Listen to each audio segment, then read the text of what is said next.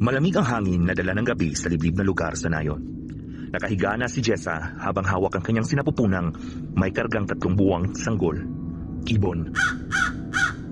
Tunog ng ibon ang nagpatayo sa kanyang mga balibo. Ang kanyang matay pawang mga bolang naghahanap. Naghahanap ng ano? Tanong din ni Jessa sa kanyang sarili. Mga apak ng paa na may distintong tunog na tila ba'y mga paang walang sapin sa basang lupa. Rico? Mahinang tanong ni Jessa. Nagbabaka sakali na ang kanyang asawang nagtatrabaho buong gabi ay nakauwi. Ngunit malalim at malakas na hininga lamang ang sagot.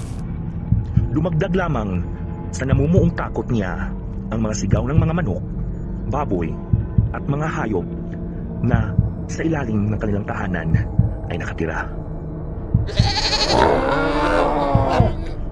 Malakas na ungol ang huling niyang natandaan. Sa paggising niya, pawabang bangungot lamang ang nangyari sa gabi. Ngunit sa kanyang pagtayo, bigla lamang sumakit ang kanyang tiyan at kanyang napatid ang mainit na dugo na dumaloy sa kanyang mga binti. Pumunta ang mag-asawa sa ospital upang patignan ang sanggol sa sinapupunan. Nalaglag ang bata. Yun lamang ang sabi ng doktor. Sa pagkuha ng patay na sanggol sa kanyang katawan, kagimbal-gimbal ang kanilang nakita. Ang katawan nito ay tila ba'y nasunog dahil sa kulay nitong itim. Pagod o stress ang sabi ng doktor na nagsanhi ng pagkalaglag ng bata.